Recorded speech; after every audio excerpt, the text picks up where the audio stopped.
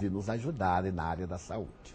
E também aprendemos na doutrina de não responsabilizar 100% os obsessores, senão Exatamente. nós nos isentamos totalmente da nossa parte, não é? É um mecanismo de fuga, em que nós transferimos as nossas responsabilidades para o inimigo. Mas o inimigo foi alguém a quem nós prejudicamos. Ele se fez nosso inimigo. Nós antes éramos amigos e a nossa conduta fez que um amigo se transformasse no adversário. Então, nesse caso, somos nós os devedores. Se o obsessor vem cobrar, ele não é um perverso, ele é um infeliz. Ele merece ser tratado com compaixão. Deveremos fazer que ele reconquiste a confiança em nós. Nós já não somos como fomos. Então é necessário que ele nos dê chance de demonstrarmos que estamos modificados. Daí a obsessão deve ser tratada com muito carinho e levando sempre em mente que o enfermo é sempre o espírito encarnado, em qualquer aspecto da patologia em que se apresente um transtorno de natureza variada. Divaldo, eu fiquei muito feliz ao constatar, vendo na internet, o quanto o livro Amor, Imbatível Amor, de Joana de Ângeles, psicografado por você, o quanto ele ajudou as pessoas e ajuda as pessoas. Eu fiquei encantada porque assim, eram depoimentos vivos, citando trechos do livro de Joana de Ângeles. Então a minha pergunta é, como a leitura pode auxiliar no processo de cura? Porque as pessoas, literalmente nos seus testemunhos, elas dizem que foi de uma importância extrema. Uma psiquiatra norte-americana, aliás, judia, escreveu um livro muito curioso que se chama Sopa de Galinha. Ela escreve demonstrando que a boa leitura é terapêutica.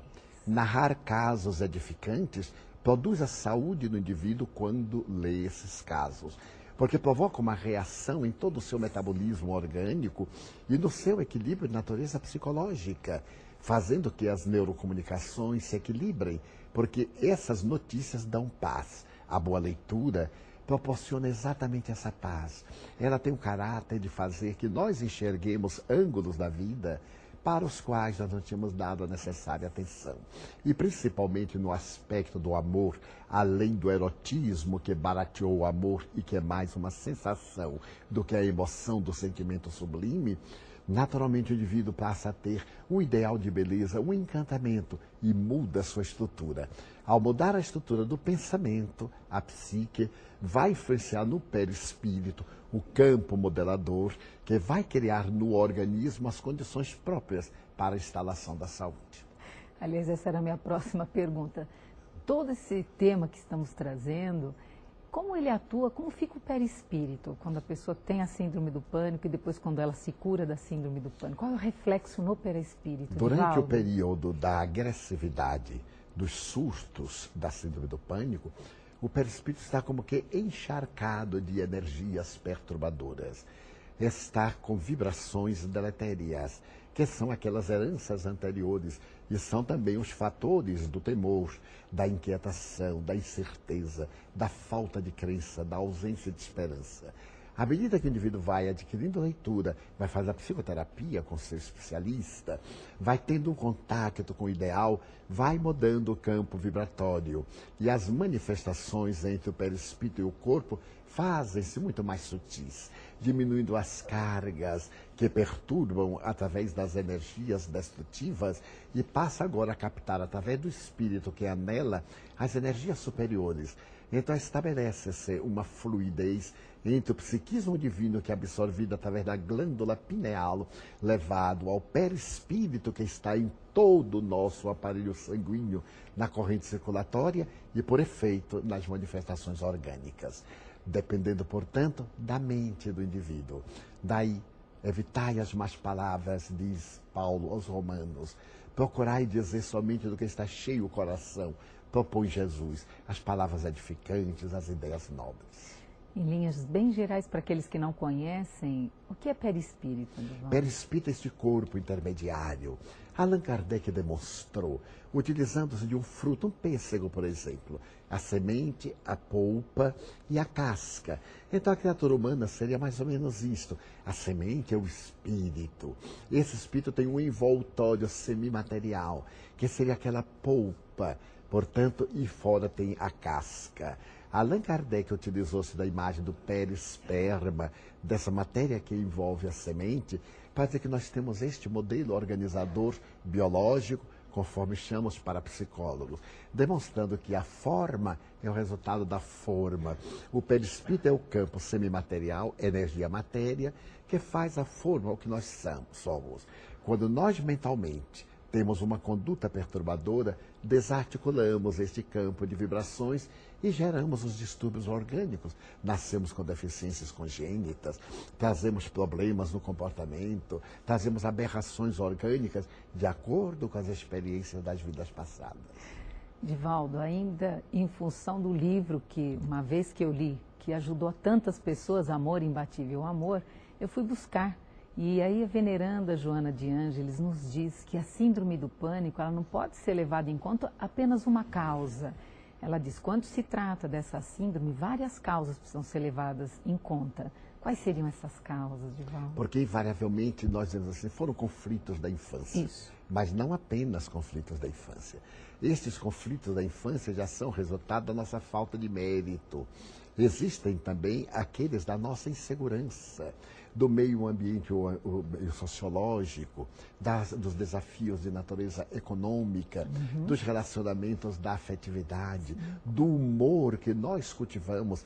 Há pessoas pessimistas que estão sempre mal-humoradas, aos indivíduos narcisistas que parecem foram criados exclusivamente para ser felizes e que o sol brilha porque eles existem.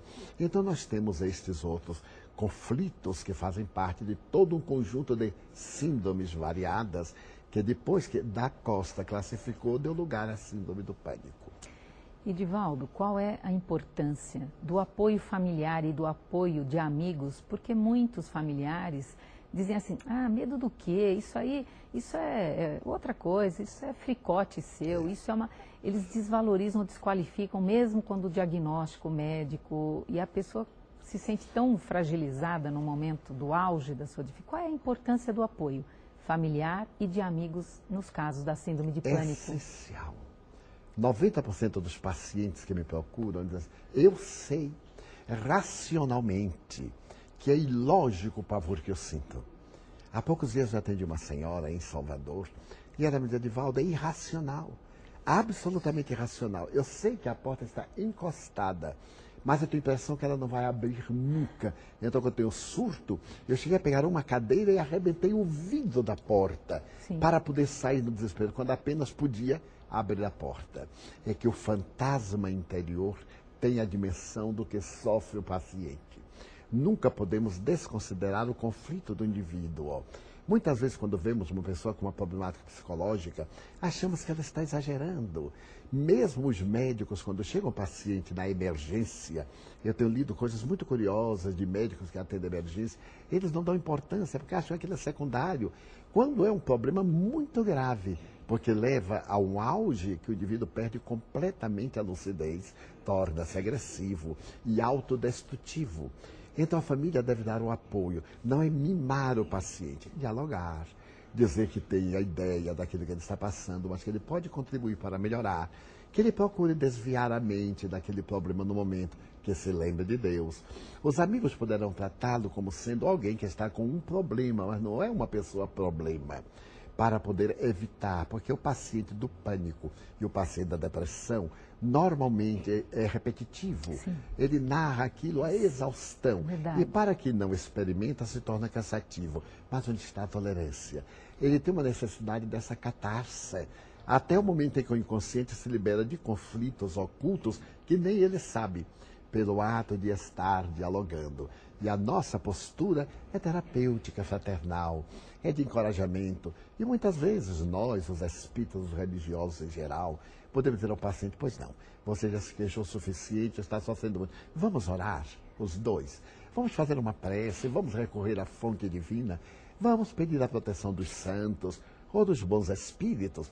Aproveitemos este momento. Leia, por favor, esta página, porque desvia-lhe a mente. Porque o surto demora pouco. Perfeito. Agora, nesse pouco, entre aspas, é uma eternidade. O paciente perde completamente a lucidez e as suas reservas de forças desaparecem. Então, nós podemos contribuir de maneira muito favorável para que o paciente se melhore.